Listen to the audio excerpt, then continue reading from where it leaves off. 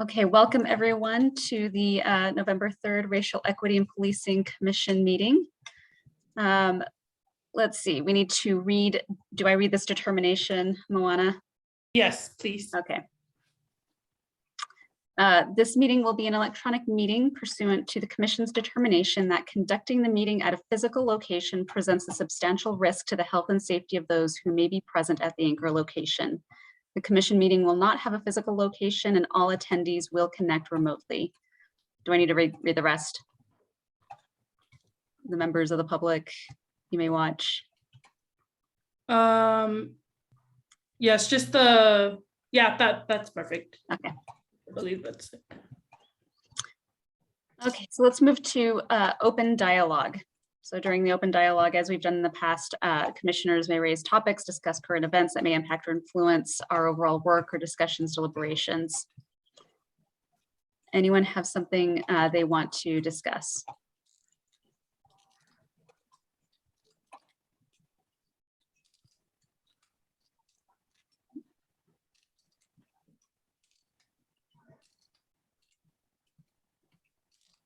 I will note that Commissioner Prospero and Commissioner Powell have both resigned from the commission.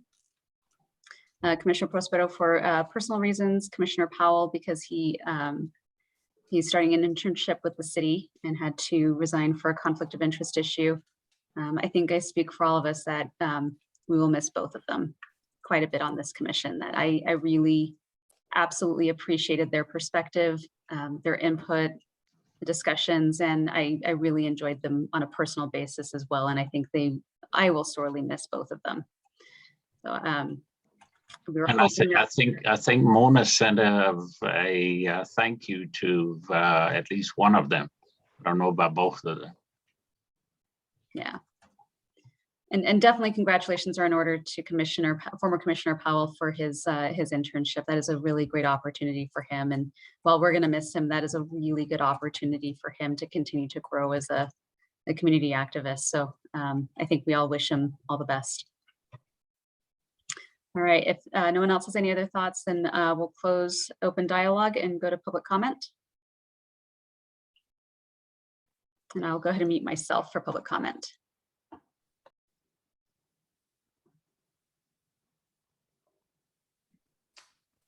Trevor, did you want to speak? I can turn your.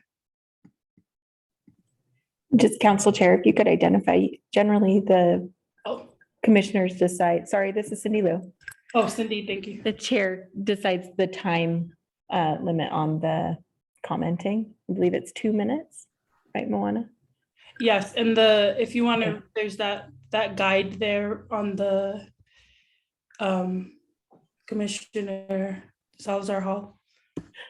Yeah, no, you don't need to read it or anything. I just wanted to make sure we establish the time so I can go ahead and start the timer. Oh, okay. When the individual speaks. Thanks. Oh, perfect. Okay, Trevor Clegg, if you would like to speak, the time will be 2 minutes for comment. Okay, great. Are you able to hear me okay? Yes, sir. Excellent. Thank you for allowing me to be in this meeting. I think it's very exciting. Mainly for me, this is the first time I've ever joined this, so I'm kind of new to everything here, but I mainly wanted to say thank you for this opportunity. I'm an African-American, been in Utah my entire life, and I'm currently going through the hiring for the Salt Lake Police Department. And I believe what you guys are doing is truly amazing, and even allowing this platform for the community to speak. I do believe that with something like this, there can be great change. And the question is that I'd like to ask is, how do we get there, and how do we get more community members involved of different ethnic backgrounds? Because I do believe in Salt Lake, and I think you guys have a great organization, as that's why I want to serve the community in the police capacity. Well, personally, I think that that's one of the challenges that we've had, is trying to get more of the community involved and more of the people who are involved. We've had open chat lines, and we still have not gotten as many people as we'd like to get. So that's a challenge that we all will need to work on. Okay. With that being said, I know personally, I would have never found this meeting if I wasn't researching the community that I want to work within. Now, I'm certain, and I also have a friend who joined this meeting who grew up with me. We were both about the same age, 31 years old. We're adopted in Utah and have a little bit of a different outlook, you would say.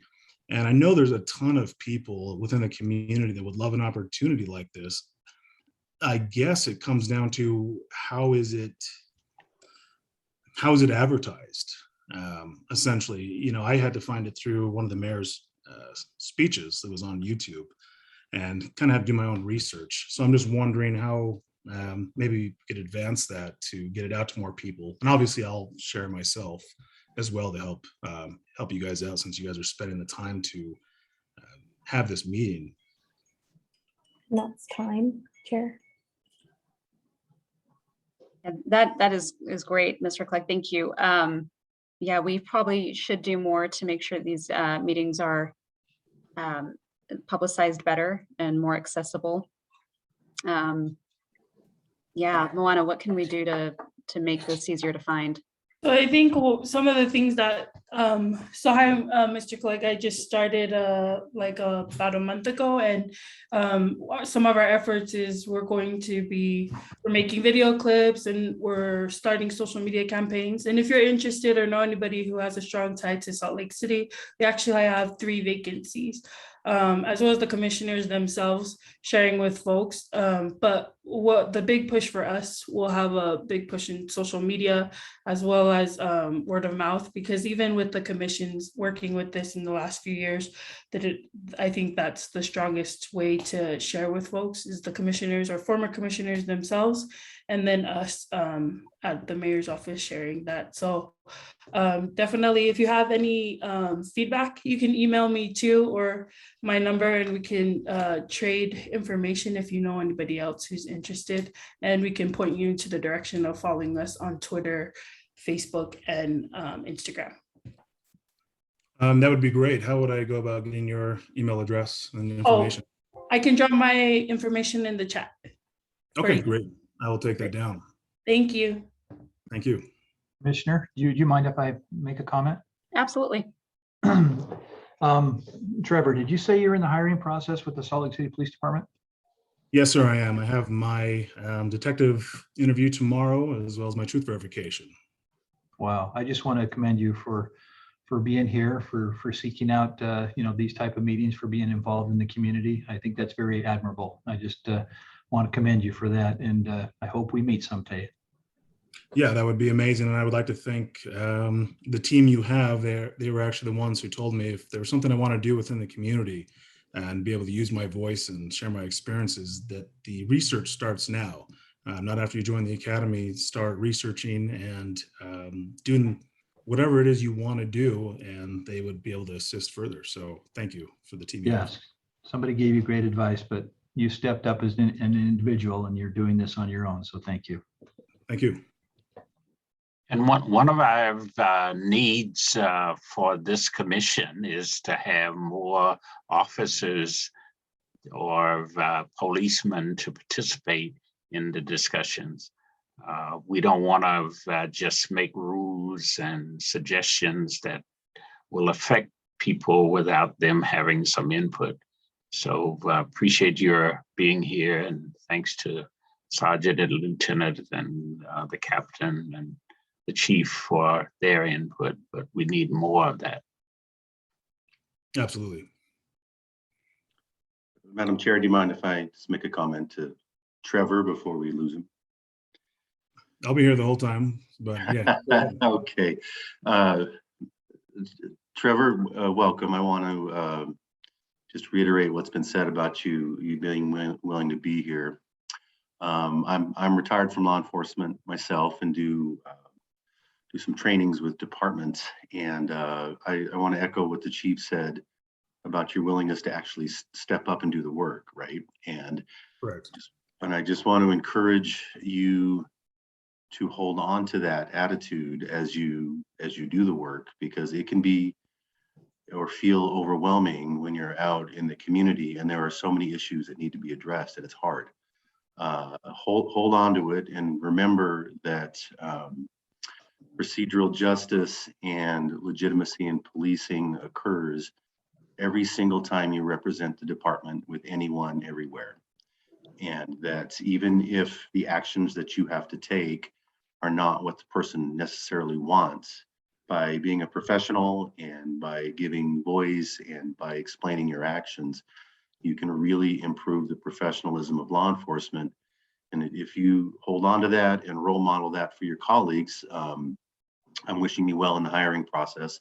I understand that you're still there and you're not on the department yet, and you may want to meet the chief as much or more than he wants to meet you, because he's the one that would offer you a job.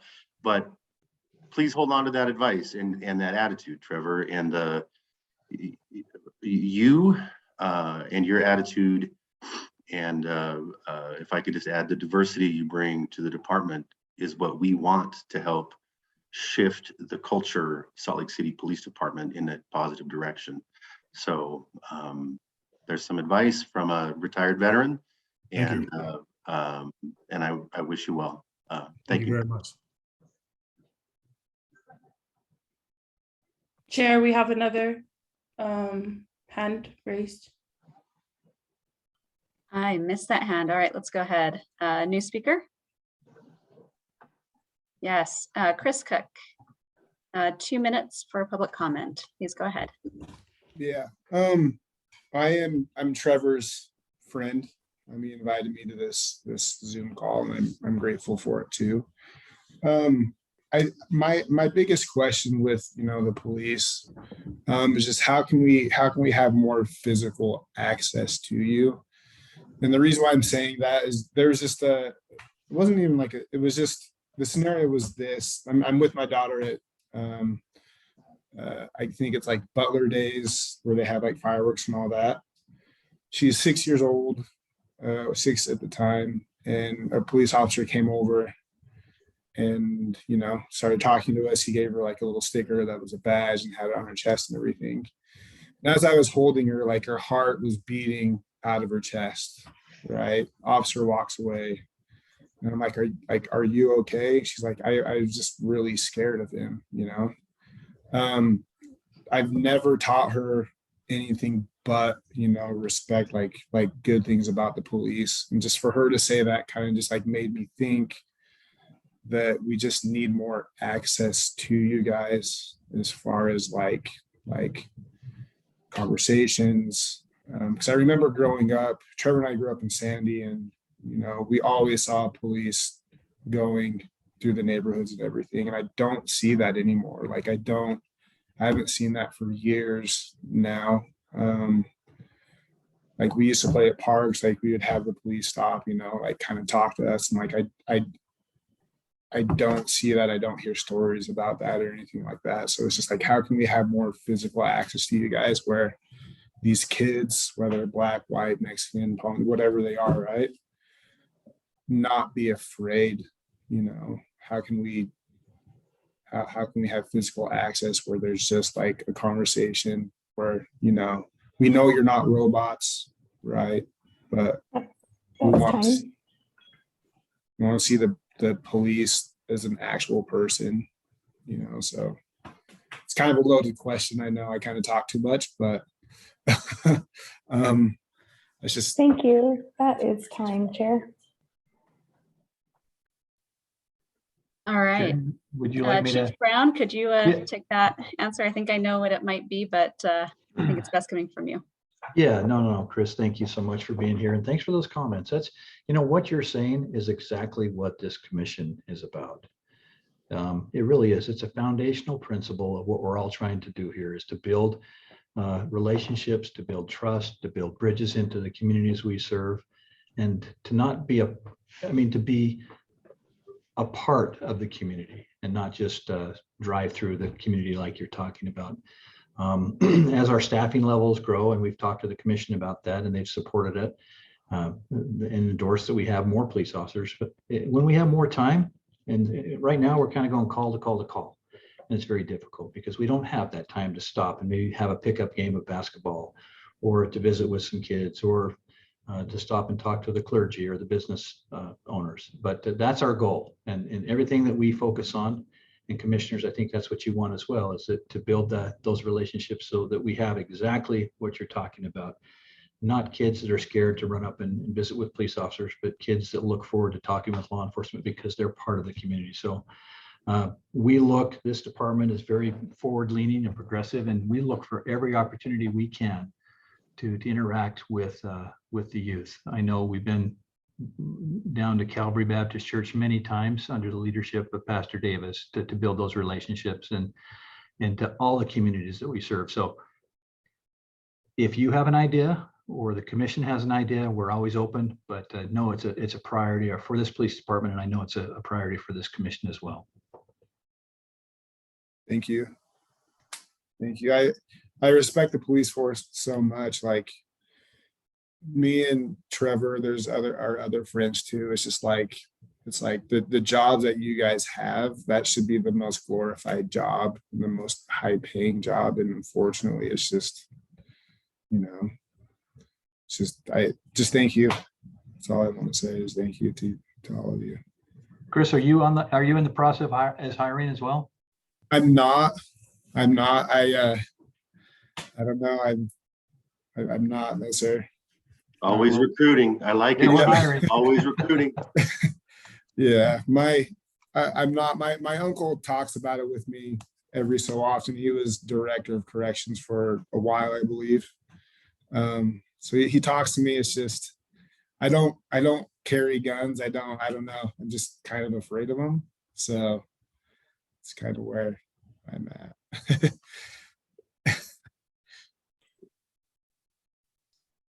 All right, thank you, Mr. Cook. Do we have any other members of the public for public comment? Okay, let's move on to our next agenda item, which is to approve and adopt the September meeting minutes. Has everyone received a copy of those minutes and had a chance to review them? Okay, do we have a motion to approve those minutes? Are we even doing motions, or are we just adopting them? Like, do we have to full Robert's Rules of Order? I'd rather not if we don't have to. In the policies that you guys created, you determined that it would be by consensus. Okay. I'm okay with them. I second. Okay. Anyone else not okay with them? All right, we'll adopt the September meeting minutes. Okay, the next agenda item is everyone's favorite, the annual Open Public Meetings Act and Ethics Training, brought to you by our very own Hannah Vickery with the City Attorney's Office. Thank you for being here, Hannah. Let's please teach us some ethics. Thank you. Yeah, just to introduce myself to the commission tonight, I'm Hannah Vickery. I'm one of the senior city attorneys in the attorney's office. Just recently, I've been assigned to be sort of the lead point of contact on the legal side for this commission. So tonight we are going to do some of our annual training requirements. The first is Open Public Meetings Act. Cindy Liu, our city recorder, is also here to tag team with me on the topic tonight. So if there are any questions, she may be a little more familiar with our own city processes. I recently joined the city only 6 months ago, so she's here to help us through as well. So let me just pull up my outline here and see if I can share my screen. All right.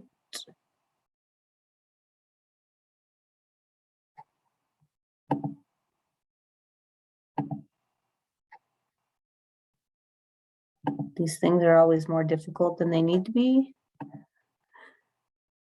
There we go. Okay, so let's take the Open and Public Meetings Act training first. So Utah Code 52.4, the 101 series is referred to under state law as the Open and Public Meetings Act. It declares some public policy.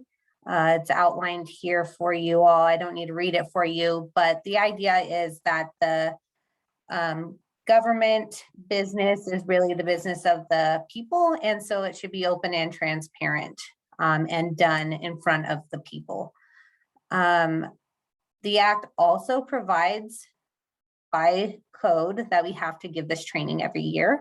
So you'll get the pleasure and honor of doing this every year that you're on the commission.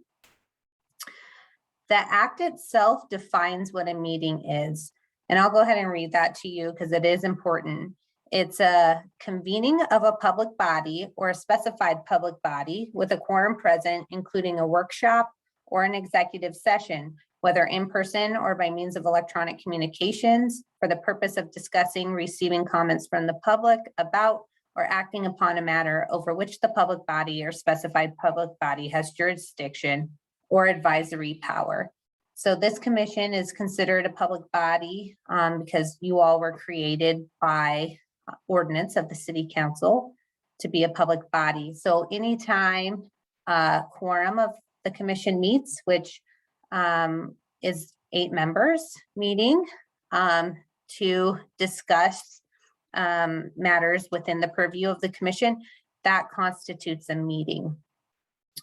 The act further clarifies that a meeting is not a chance gathering or a social gathering. So if you happen to run into 8 of you at one time while you're out in the street or at a festival together, that wouldn't be considered a meeting or a social gathering where you're not conducting business. It's completely social. The act does clarify that that's not a meeting.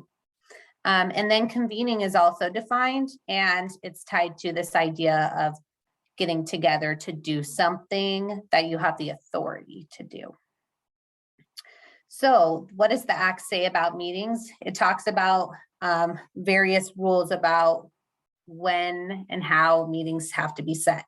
So anytime we have a meeting, which again is bringing together 8 or more commissioners to talk about the business that you've been tasked with discussing and deciding, you must have that meeting open to the public unless you properly close the meeting under the act. And we'll get into that in a little more detail here in a minute. So it's also important that the business of the people, sort of that information gathering stage, also happens publicly. The courts have acknowledged that. So it's not just the final action that's important. It's also making sure that the information you base your decisions on is also publicly available for the public to review. But final action and decision have to always be made in a public meeting. So when we hold a public meeting, the act says we have to do a few things. We have to publish an agenda. I'm sure you all are familiar with that by now. And we have to set forth the date, time, and place where the meeting will be held. And the law also requires at least 24 hours of advance notice in posting our agendas. There are exceptions for emergency situations, however. So when we set our agenda, obviously we need to inform the public about what we'll be speaking about. The standard is reasonable specificity to notify the public as to the topics. So when staff helps put together an agenda, they'll help you guide to that standard. But the idea is to make sure that the public has knowledge about what will be discussed at the meeting in advance of the meeting. Additionally, when we hold meetings, the law requires that written minutes and a recording be kept of the meeting. And there's some substantive requirements that must be contained within those meetings that are listed here. You don't have to record a site visit though, or a traveling tour if there's no vote taken. So if the commission did decide to meet up off-site to observe something, that would be reflected in the meeting minutes, but a recording is not necessary in that situation. All right, we talked about how meetings can be closed, and that's an exception to being open.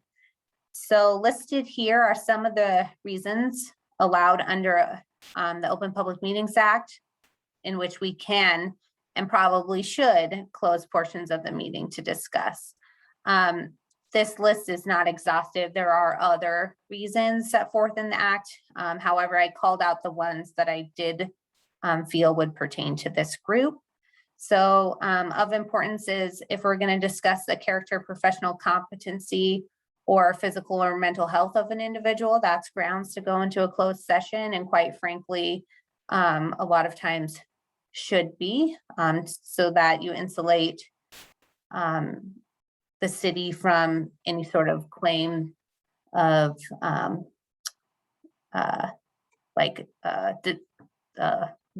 geez, now I'm drawing a blank. Any claim that you said something inappropriate about the person, or you disclosed or talked about their mental health or something of that nature publicly. So that is grounds to close the meeting. You can also discuss pending or reasonably imminent litigation. So those closed sessions are always going to be held and led by the attorneys. And you can discuss strategy sessions to discuss the purchase, exchange, or lease of real property. Probably not likely to come up with the commission, but I did want to highlight that one as it is one that's commonly used. And then also probably not likely, but I did see the potential is discussion regarding deployment of security personnel, devices, or systems. Those are all grounds to go into a closed session. And a closed session is held without the public present. It's just the commissioners and appropriate staff. There is a process for closing the meeting. 2/3 of the members present at the meeting have to vote to approve the closed meeting. And you have to state on the public record in the open meeting the reason for holding the closed meeting and where the closed meeting will be held.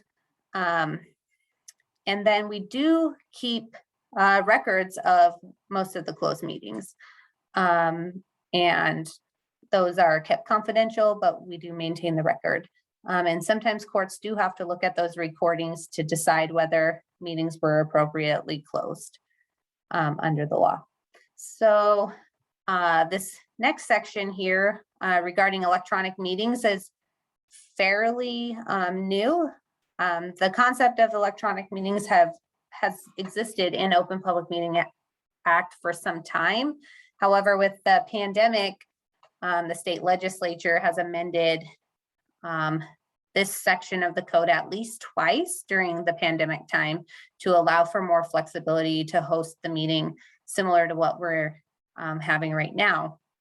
So the idea of an electronic meeting is when one or more members connect via an electronic means. So they aren't physically present there, but connect through a means. Obviously, right now, we all are connecting electronically. However, it's still considered an electronic meeting, even if some members are physically present at an anchor location and some are connected electronically.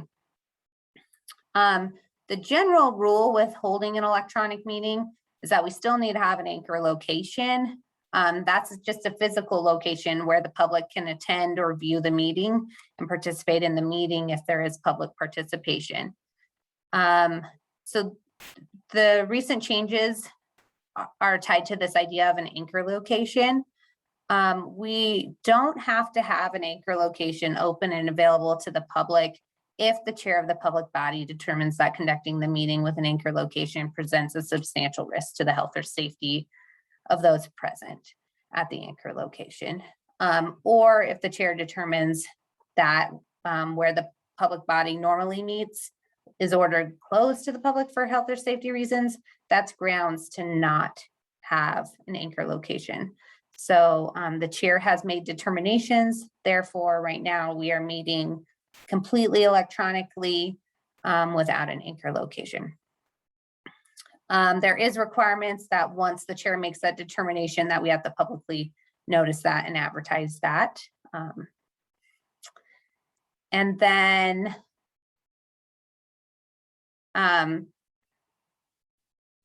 when we do hold the electronic meeting without the anchor location, we are still required to make sure that the public can join electronically. So we can't meet electronically and then not allow the public to attend electronically because that would be a closed meeting. So we have a number of means in which the public can view and participate in the meetings. So the next thing that the Act covers is this idea that people can be removed from meetings for being disruptive. So nothing in the Open Public Meetings Act changes those regulations and allowing us to remove people that are disruptive. So the last part of the Act worth noting is there are consequences for violating the Open Public Meetings Act. Courts can declare certain action voidable. In other words, they can invalidate some action of the commission if we were to violate the Act. And it gives certain rights for the public to sue over. And then probably the most notable consequence is a commission member who knowingly and intentionally violates the Act, the closed portion part of the Act, excuse me, can be charged with a Class B misdemeanor. So I know that was kind of a quick rundown of the Act. So I don't know if there's any questions. I'm happy to take those now.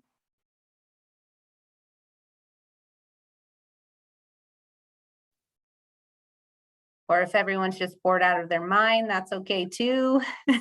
Hey, the rules regarding a quorum, is that tied to the size of the commission by our enacted in ordinance, or is that tied to the number of active commissioners on? Yeah. So it's an interplay between city code and state law. Quorum under the Open Public Meetings Act is defined as a simple majority of the commission.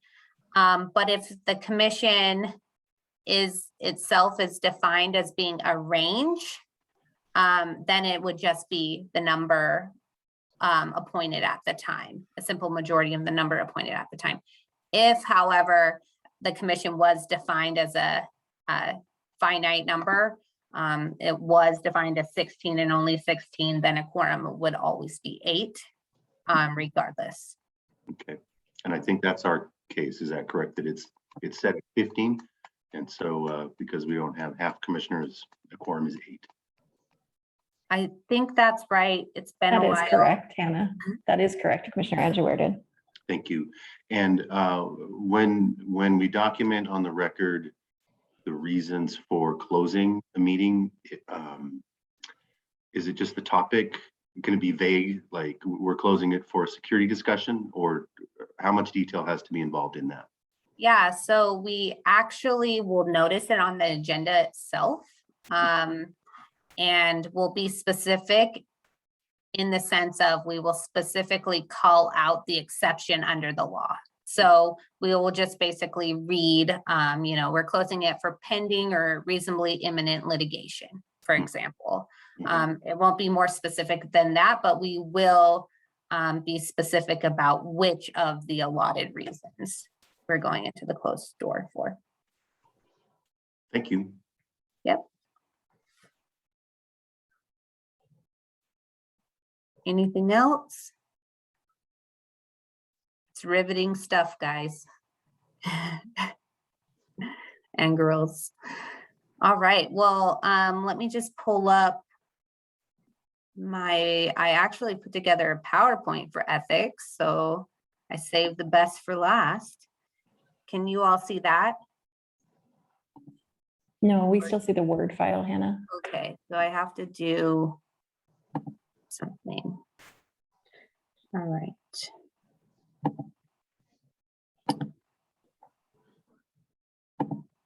Okay. Can you see it now? Yes, we see that you're navigating. So yeah, if you just do the presentation slide. I just gotta go to the start show. It's here, right? Yeah. Yeah, there we go. It's been a while. All right. So this is the ethics training for boards and commissions, sometimes referred to as the conflict of interest training.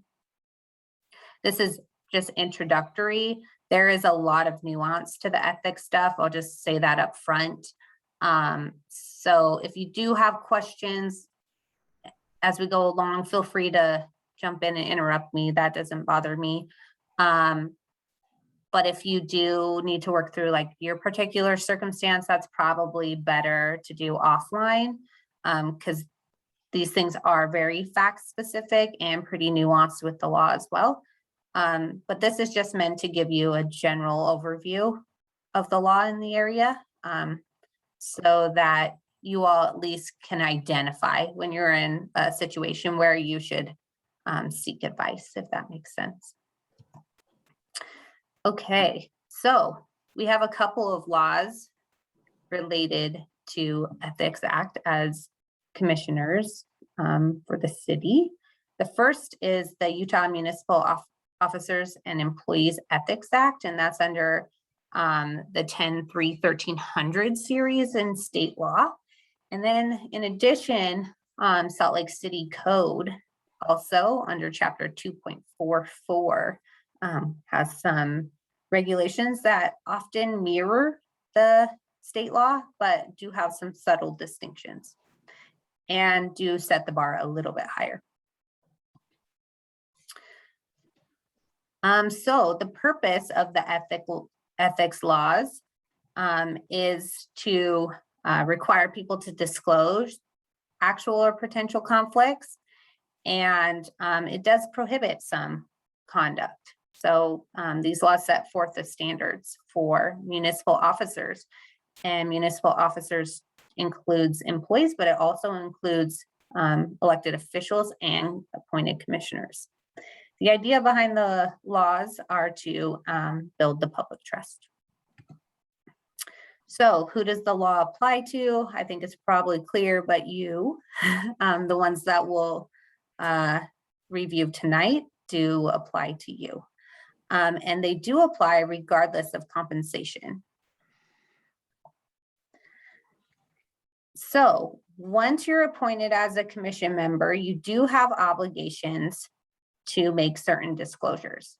The city has a conflict of interest form that helps walk you through what you need to disclose.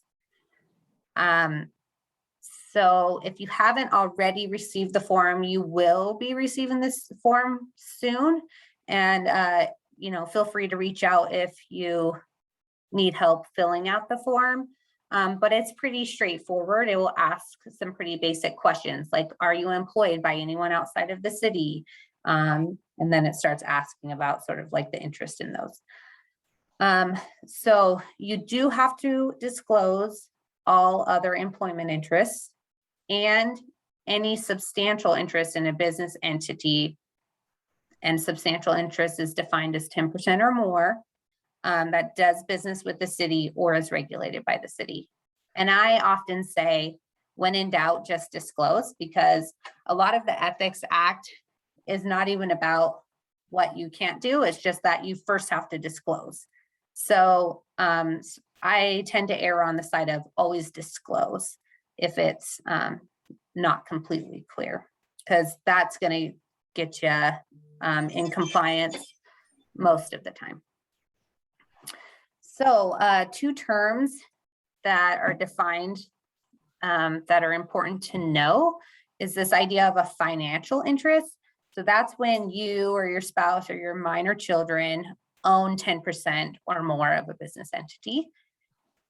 Or you're an officer, director, trustee, partner, employee, or manager in that business entity. Then it's said that you have a financial interest, as opposed to a professional interest, which is defined as direct or immediate professional benefit or detriment to you or you have a fiduciary duty with respect to the professional interest that's different in kind from the general public. So this is probably one of those slides that, you know, you may start asking a lot of questions, but it's probably one of the more important slides of this presentation. And it's this idea that if the board or commission is discussing or taking action on something, if you have a professional or financial interest in the decision being made, then you need to disclose that interest during the meeting, but only if your interest is a financial interest do you have to recuse yourself from the discussion and the vote. So you always have to disclose both the professional and the financial interest in a meeting when a matter comes before you, but you only have to recuse yourself and not vote if you have a financial interest. And again, the financial interest is 10% or more interest in the company, you or your immediate family, or you are an employee of that company. So if you work for company A and company A comes to present to the commission and the commission's going to take action on something related to company A, you need to first announce that you work for company A. And then in that situation, because you work for them, you would be deemed to have a financial interest and you need to recuse yourself from the vote. Honestly, I don't think that there's going to be too much conflict of interest that comes up because of the role of this commission being advisory to the mayor and the council. You're not hearing the typical applications and other things that commissions are that are tied specifically to a business entity. So I don't think this will come up, but it's important to be aware. Okay, with respect to outside employment, you can't hold outside employment that is, quote, incompatible with your city duties. So obviously there's some vagueness there, but if you're ever worried, feel free to reach out. All right, so there are some prohibited conduct standards in the ethics portions of the law. So I'm sure you're aware that as a commission member, you will have access to information that's not always publicly available information. And so with respect to that, here's the things you can't do. If you do receive confidential information for some reason, that's generally like someone's social security number, in some cases, even addresses, maybe medical information. You can't disclose that confidential information. You also can't use confidential information to further your financial or professional interest of yourself or another. So again, those terms are popping up again, financial and professional interest. You also can't use confidential information to secure special privileges or exemptions for yourself or anyone else. Okay, so this prohibition is tied to your, excuse me, to you using your position. So you can't corruptly use or even attempt to use your position to further the financial or professional interest of yourself or another. So don't do things like, do you know who I am? I think one of the sort of common examples that's used is if you get pulled over by a police officer who's going to cite you for a traffic citation, the law prohibits you from, trying to tell that police officer not to give you a citation because of who you are on the commission. Or, in the case of city employees, saying who you are in the city. That is a common example that we share. Okay, you also are prohibited from having a financial or professional interest in an entity that does business with the city department to which you're assigned. So this commission, it's my understanding, you all are assigned to the mayor's office. So you couldn't be part of a contract that's between the mayor's office and your business entity. So if you own business B and you wanted to perform professional services for the city, you could not do that with the mayor's office. And then it's also important to note these items that I just reviewed, in which I highlighted as being prohibited. Disclosure is not going to get you out of it. So you can't do the conduct regardless of whether you disclose the interest. You just can't do the conduct that we reviewed. Okay. These are also just some sort of oddball things in the Ethics Act, but worth knowing. You can't get paid to coordinate, negotiate, or broker a deal between an entity and the city unless you disclose that prior to any discussions. So it's interesting that we, call this the Ethics Act, and I think you'll see through the presentation that the standards are fairly low. So you are able to get paid to coordinate, negotiate, or otherwise broker a deal between the city and entity, as long as you disclose that you're getting paid before you start doing that. That is allowed, but it's not okay to do it without disclosing that. You can't participate in performing a discretionary function with respect to a contract with the city if you have a financial interest in the contract, or a relative does, or you're the relative or negotiating prospective employment with that entity. All right, so the next topic here to cover is gifts. We commonly refer to it over here as the influence test, but you are prohibited from receiving, accepting, or soliciting gifts that are going to influence your decision and your official duties, or which are a reward for certain official duties or decisions taken or rendered.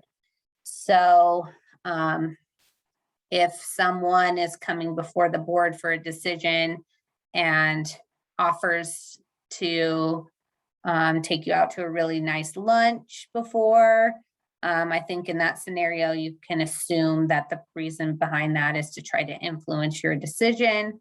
And so you should probably decline that. There are a few exceptions of gifts you can receive. Obviously, gifts from relatives are okay. Grants of hospitality and gestures of friendship, they're still subject to the influence test, but that's okay. Occasional non-pecuniary gifts with value of less than $50.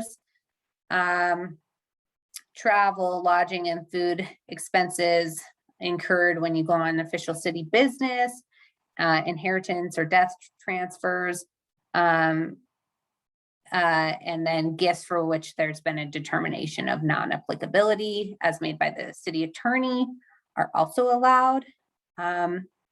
So if you do receive an unauthorized gift, you have to either return it, destroy it, or give it to charity.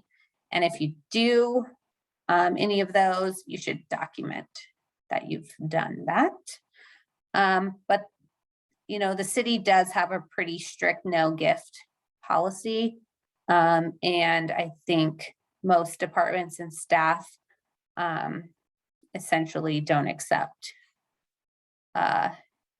anything if the reason for receiving that item or gesture is tied to their city employment. Okay, so what happens when a conflict might come to light? So if you discover that you have an actual or potential conflict, you need to file a written statement and withdraw from further participation. So there may be times where you aren't aware or don't acknowledge that there's a conflict till later. Just at that time that you acknowledge there's a conflict or the potential for one, at that time withdraw from participation. And you also can request advisory opinions or waivers from the city attorney's office. So if you're ever not clear about something, that's a good avenue to take, is requesting the advisory opinion. And the attorney will look at the specific facts in the law and give you a legal opinion. So everyone's favorite slide, the last slide. It's what are the consequences of not complying? These are just some of the consequences. It's going to vary based on specifics, but there is criminal sanctions. You can be removed from your position, and contracts could be voided as a result of violations. So not sure, that was a lot probably for everyone to take in if you haven't received any ethics training before. I'll be honest, even parts of it are still confusing to me. So if there's any questions, I'm happy to answer those, or feel free to reach out outside of the meeting.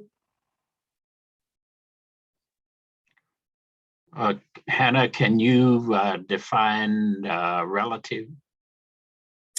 Yeah, so relative is your immediate family, is my recollection. So it's your spouse or your siblings. Okay. Hannah, can you put your contact information in so we can reach out to you offline? Yeah, find a way to do that. You would think after like 2 years of this, I'd be very proficient, but no.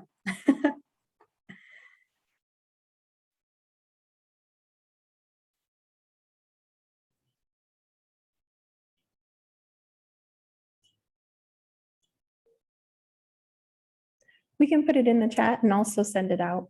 Oh, thanks, Moana. Well, that was Cindy Lou, but yes, Moana Oh. was helping. You're good. Oh, I know the voice, but I saw the chat. And if anybody wants to or needs anything, or you don't, you can contact me and I'll send to Hannah. Yeah, that works.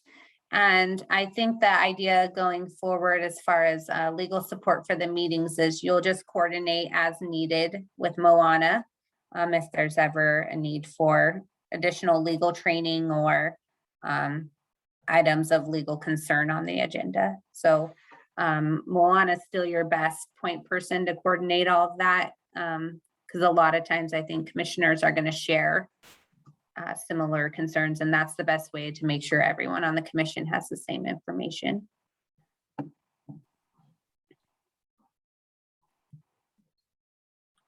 All right, well, if there's no other questions, you all are done with your annual training on the 2 topics, so congratulations. Thank you, Hannah. Really appreciate it. Thank you. Okay, the next item on our agenda is an SRO Memorandum of Understanding update. Where are we with that, Moana? Sergeant Teerlink? Sergeant Teerlink, we just wanted a quick one. You don't have to go into anything in depth, but you have everybody's ear right now.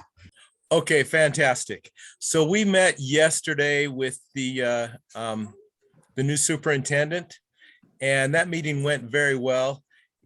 He wants to be to work with us very closely. I'm going to look at his. I wrote down what his exact terminology was. He said that he wanted to be proactive, preventative, and partnership with us to try and take care of the problems that we're currently having with the increased violence at the schools. We are we have appointed a group who we're going to start going through the MOU. Several people from our police department and several from the school district. And we're going to rework the MOU and make the changes that we think are going to make it better, make it stronger. And then they'll, of course, the district will take it over to the school board and everyone there, and we'll run it by the school safety subcommittee and go from there. But things are looking up. We're doing well. We're going to work through the MOU and make it work. Any questions? You will also run it by this commission, right? Yes, we sure can. We'll get everybody a copy. Thank you. And Chair, just to follow up on Sergeant Terlink, we really had a good meeting in talking. That's the first time I've had a chance to really sit down and listen to Superintendent Getz, and a great person. And it was really nice to hear his proactive, like Doug talked about, proactive, partnership, and preventative. That was the whole key, is working together and putting the student safety and their welfare at the very forefront of this MOU. So it was really nice to meet him and his team, and we look forward to having great discussions and producing. Like he said, I want an MOU that is a model for the state, if not the country. So that's our goal. Right. We had some recommendations about that from our phase 1. And I know the school safety subcommittee was going to start meeting again to draft more recommendations. So, and Moana, a question about the FTE under the mayor's office. So the education FTE has been posted just 2 days ago, and I'll share that. I'll send that all to you. We're looking, hoping to get that as soon as possible. I think that we're just, I don't know if it's a 3 week open call, and then Coletta will be heading up the committee to hire that person as well. So we'll give you an update next month. So if anybody knows anyone, please share that out. I'll drop the link here in the chat box. Perfect. Okay, when is the next meeting scheduled, Sergeant? We have not scheduled, oh, I take that back. We have scheduled the meeting with our group to start working on the MOU. It is, as I recall, it's next week. I think we're looking at next Tuesday, I think is when we're looking to start that meeting. That will give all of us a week to read through the MOU and decide what we need to work, what areas need the most work. And when you say your group, is that within the police department? The police department and the school district. Okay. Are the to Commissioner Salazar Hall's point, this commission did send some recommendations forward for some of our desires to be reviewed in that. Are those recommendations a part of that discussion? I would be interested in knowing where those recommendations got sent, because I never saw them. So if somebody, whoever has them, if they could send them to me, that'd be great. Yeah. I'll get them to you, Doug. Thank you. Commissioner Andrew Gordon, we mentioned the rep and the the recommendations that you put forward. So absolutely, they will be at the table for consideration as we move forward.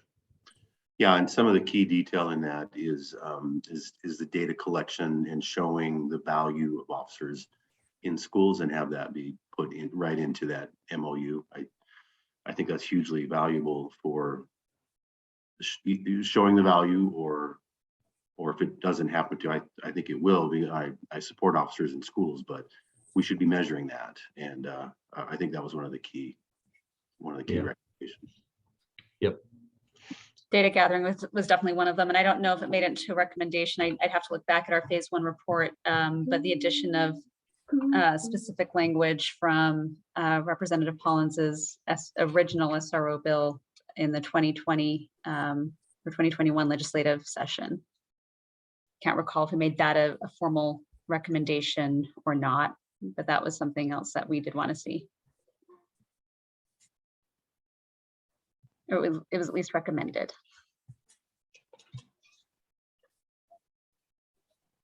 Okay, any other comment on the SRO MOU? Okay, seeing none, let's move on to the Park Ranger program with Kristen Riker. Hi, everyone. Good to see you all. Thanks for having me tonight. You may have heard on the news that the mayor is interested in starting a park ranger program using the ARPA funds. And the mayor's administration asked me to share with you what this looks like. I will say that we are still developing this. The ARPA funds are coming at us quickly, and this decision wasn't made too long ago to move this forward. So it's still a work in progress, but we wanted to let you all know where we're at. So a little background: over the past few years, our parks and our trails and our natural lands have seen a huge increase in individuals experiencing homelessness, as you probably know, using the parks for overnight camping. It's a vulnerable population, and it attracts an increase in people who not only prey on them, but also use drugs in the park, sell drugs, and there's other crime as well that happens in our parks. Our staff in public lands, the parks employees and the Trails and Natural Lands employees, have found themselves in the middle of this really difficult situation, and they are trained to mow lawns and fertilize and fix irrigation systems, and they really don't have great training to work in this environment. We do give them some training, but not enough, not like a park ranger would have. Public Lands relies on Salt Lake City Police Department to enforce the camping and anti-loitering ordinances to assist in clearing areas so staff can complete their duties. Sometimes we can't even get into a restroom because either there's somebody camped out inside of it or all around it, and it's unsafe for the staff to go in there to unlock the restroom and clear the way. The problem with using this strategy with Salt Lake City Police Department is they have citywide responsibilities, as you guys know, and they're not always available for some of these non-urgent park safety needs. So we're proposing a ranger program, and the intent is to increase public safety and to protect the park resources, provide services and information to visitors, and create a welcoming, safe place for the public to visit. The park rangers would serve as education experts in environmental and conservation concerns. They would be interpreters of cultural and historical points of interest. And they may also write citations and enforce park rules. Citations would be civil citations, not criminal. These are not police officer trained employees. And so if the park rangers run into issues that threaten them, or other folks in parks feel threatened, they would be asked to step away from that situation and contact Salt Lake City Police Department. So the program is intended to, with the following goals. So make people feel welcome and safe in our parks, deter inappropriate activity, gain voluntary compliance of park codes and rules, reduce the number of vandalism that happens in our parks, and reduce the annual costs and repair to the landscape and the infrastructure in our park system. So the mayor is proposing $5.1 million toward a public lands ranger program. Funding for the program will be partially supported through the use of eligible salary restoration dollars. It's through ARPA. And the program will also include, it'll include 19 new employees for the Public Lands Department. So the positions include 2 park ranger supervisors and 16 park ranger officers and a support person. Let me just share with you where this is going to happen and how it's going to happen a little bit more.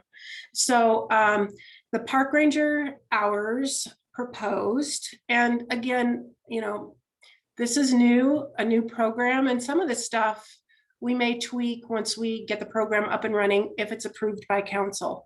But this is our initial plan, is that park ranger hours would, the park rangers would go in groups of 2, and their shifts would be 8 a.m. to 12 a.m. So that's 2 shifts, 8 to 4, and then 3 to noon. So there's an hour overlap, or 3 to 12 a.m. So, so that would be their shift. They would be stationed. We'd have 2 rangers, 2 shifts, 7 days a week at Pioneer Park. That we're calling that like a home location.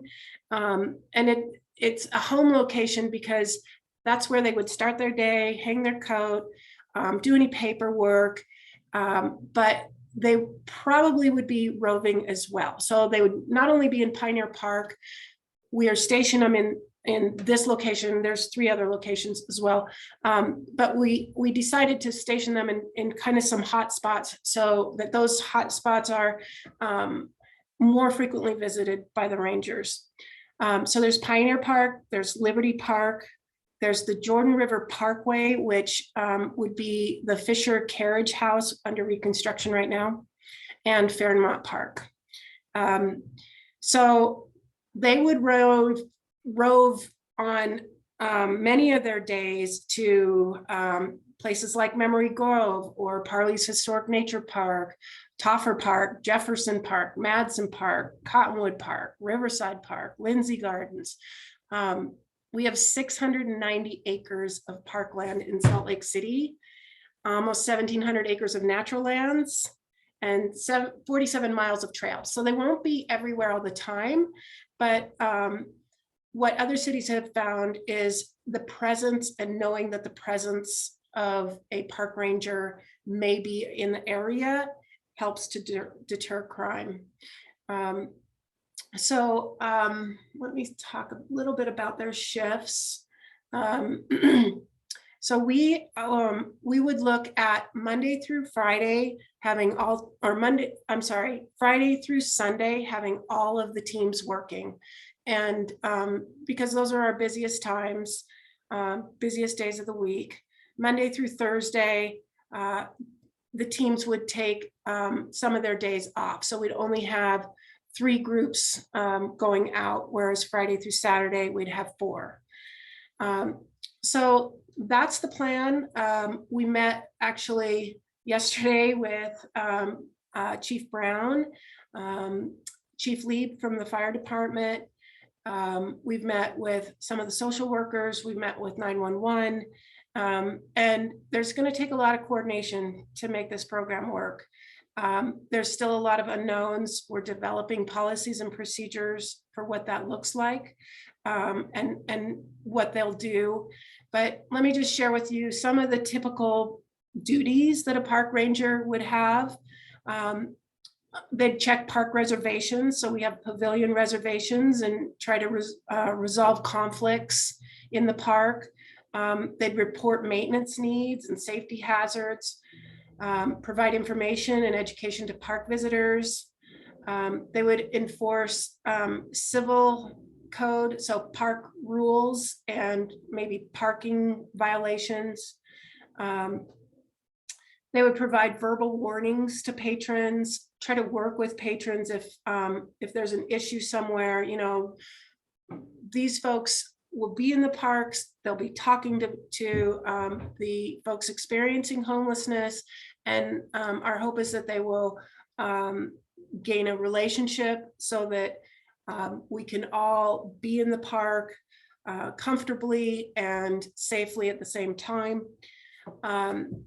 They will investigate cases of vandalism or illegal behavior to the degree that a ranger would. I mean, it's not the same as a police officer, that's for sure. They would watch for dogs off leash and encourage people to put dogs on leash. They could theoretically write citations for dogs who are off leash that are supposed to be on leash. They may close park gates at night. They will probably be closing the restrooms at night. One of the hardest things for the park staff every morning is opening our restrooms, and there's nothing worse for them than opening a restroom and waking 1 or maybe 8 people up that are sleeping in there, and having somebody come out with a broken piece of glass and threatening the park staff. So we've had that happen. We've had quite a few things happen with our staff. So the restrooms at night is a big one for us. And currently we have a private contractor doing that for us, closing the restrooms at night. They would monitor public events, so just help with crowd control, report graffiti and vandalism. They would act as a liaison between the public lands group, the police department, and the fire administrations. Let's see. And I mean, I think the biggest thing is to be a friendly ambassador for the city and be out there talking to people, sharing what's happening in our parks, and be the face of our parks in, you know, as a safe place to visit and recreate.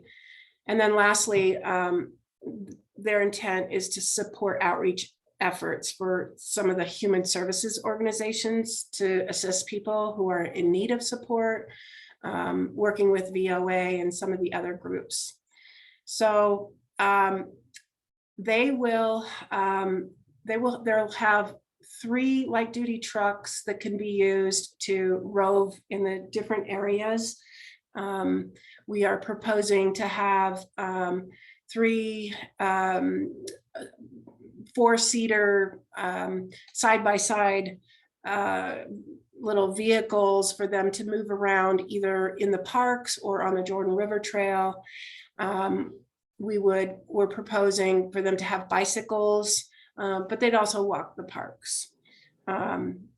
We talked yesterday about training them with pepper spray for their defense, but we hope that you know, that would be last resort. I'm hoping the police department can help us on the initial training and then train our supervisors of the rangers to do that training moving forward.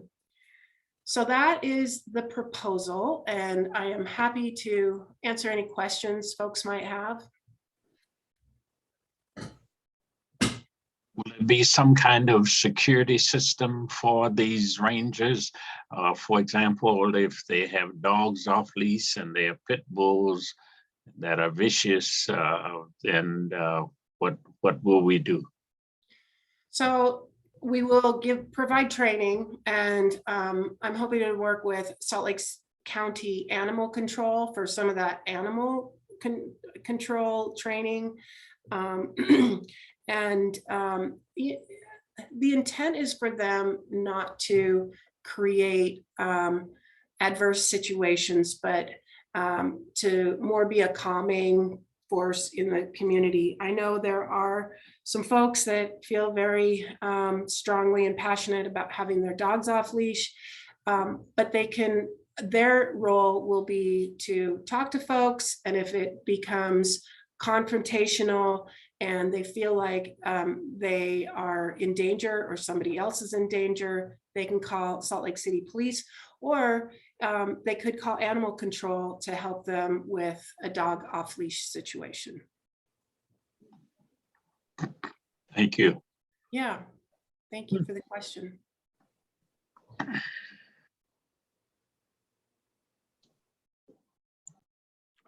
I have a few questions.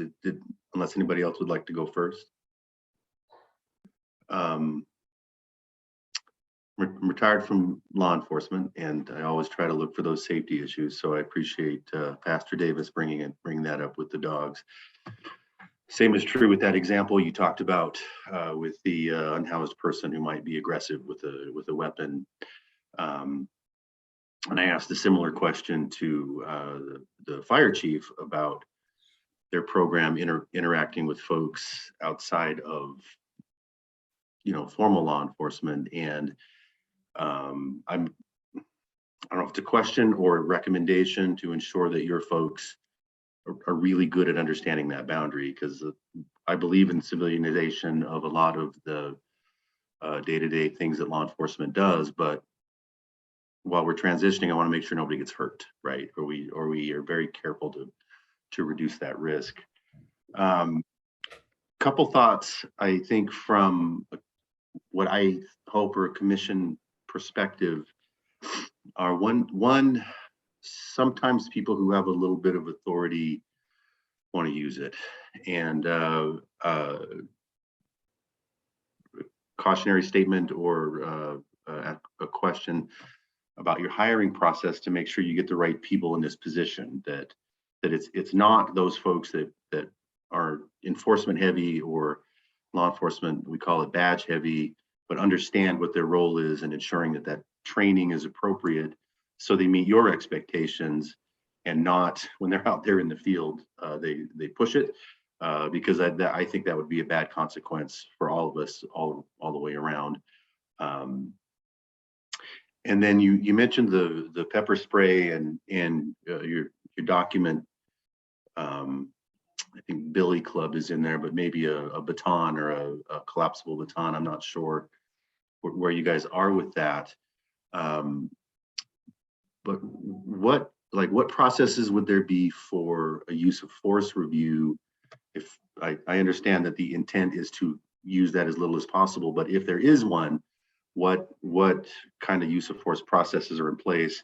Because that's something we're watching really closely with the department to make sure that that's legitimate.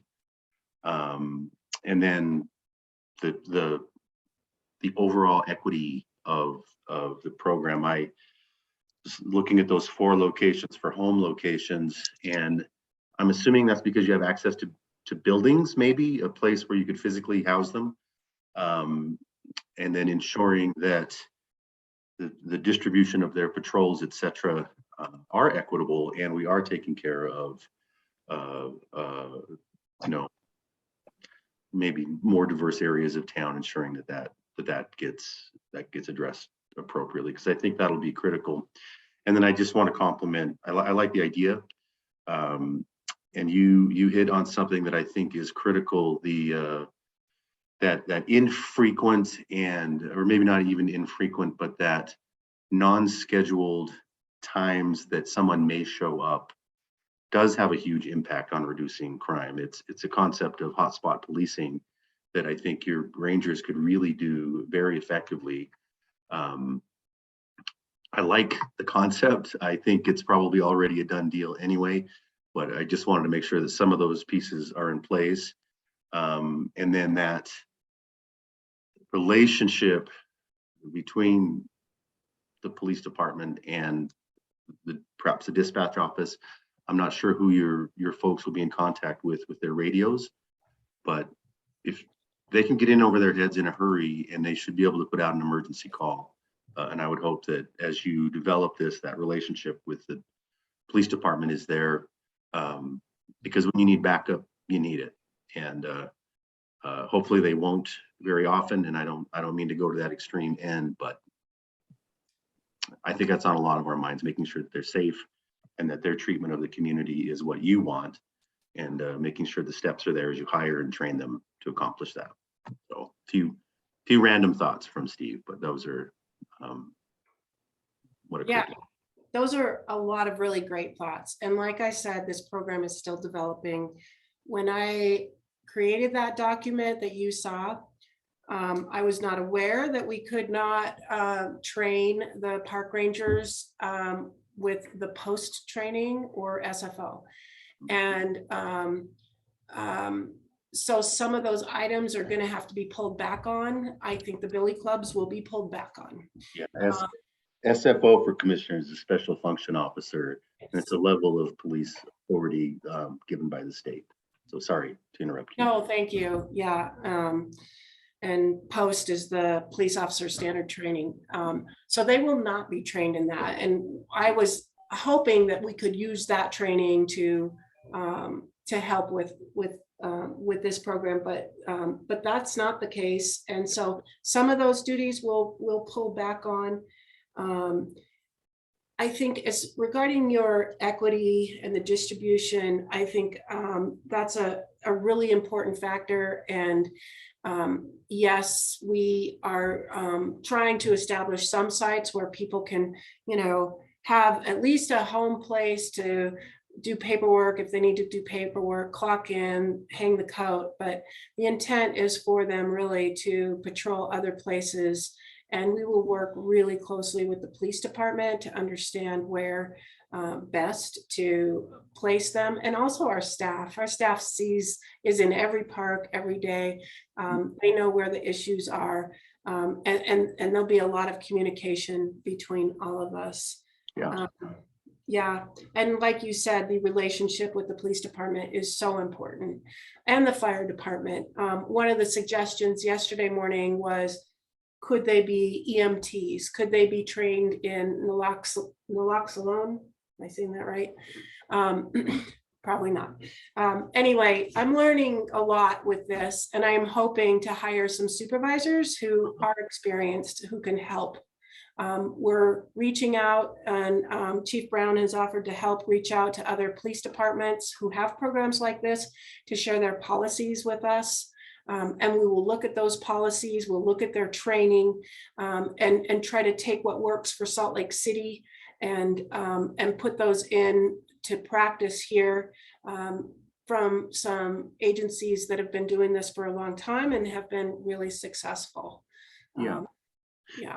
And I think there are a number of examples across the country that could really be valuable. And I think I jumped into my concerns without talking about how I think there can be a lot of value of having that liaison there, and especially if they're highly trained and skilled in communication, and to really share the message and the mission that that the program will be based on.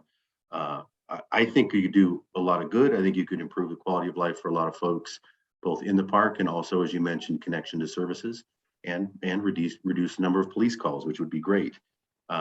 So I think there's a lot of good, but I think you got your work cut out to accomplish that. And I don't say that to take away from the success, but there's a lot. You sure do. You're absolutely right. And it's a big program. So yeah. This isn't proposed to even be funded until January. And then we would look to start doing some hiring at that time, starting with the supervisors. Okay. I'm wondering if we could have another update on the training piece before the hiring starts, maybe in December, if we end up meeting in December. Yep, absolutely. I think that's something we're all interested in. Trainings, policies, making sure that diversity training is included, and historic training, probably even mental health training, most definitely mental health training of some sort. So Moana, can you put her on the schedule again? Perfect. Thank you. Thank you so much, Kristen. We appreciate your time. Yeah, appreciate it. Thank you all. Okay, the next two items should go pretty quickly. I know the time is 6:33, so I want to move through this pretty quickly. Subcommittee chair appointments. So we have three. The subcommittees we have are training, school safety, and policies and practices. Vice Chair Hawkins and I wanted to have specific chairs appointed to each of those subcommittees so that we can keep them moving, keep the progress that we had in phase 1 moving on those 3 subcommittees. So I think our first point is who would like to chair those positions? Or is anyone interested in chairing those positions? And if no one is interested, then let's get some nominations open for each of those. Can volunteer a few people. Be interested in chairing the training area. Thank you, Pastor Davis.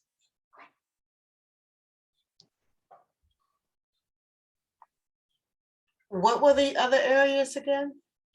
Training, policies and practices, and school safety. Policy and practice. Chairing? Sure. That's yeah. And who is on that third committee, the school safety? I know you are, but you're the. I was, Commissioner Prospero was, Commissioner Eldridge, Commissioner Ullman, Commissioner Powell was. Trying to think who else was on that with us. Commissioner Romero. Commissioner Romero was, that's right.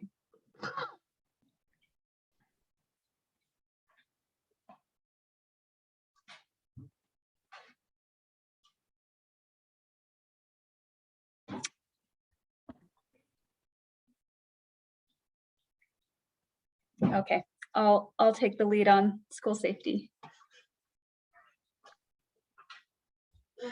My 2 had volunteers right away, so I'm sorry Fantastic. to deal with that, Nicole.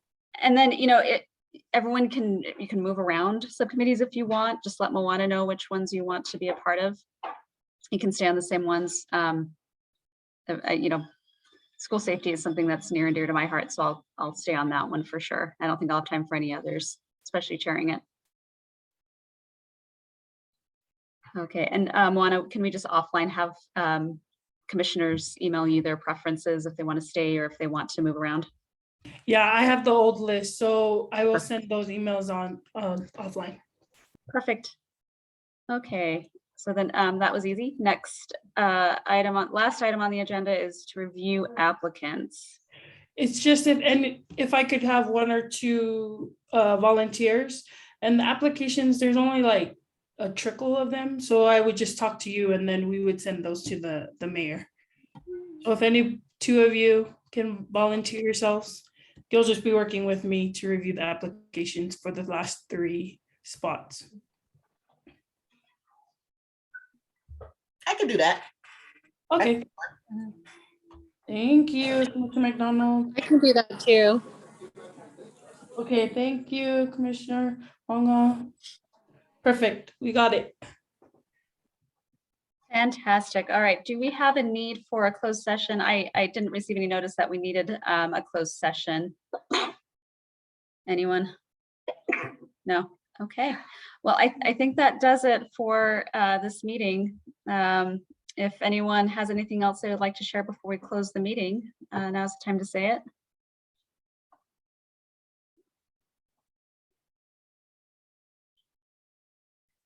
Chair of this committee, I assume that Mona will feed us information that she gets.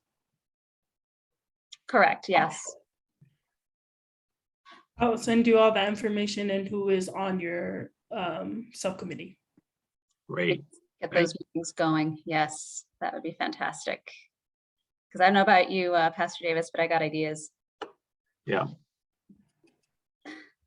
All right, well, everyone, I think that does it for tonight. Thank you so much for attending. I'm excited to get working on these things again. I'm very excited to see you guys as well. Hopefully in person in the near future, if possible. And we'll see you soon.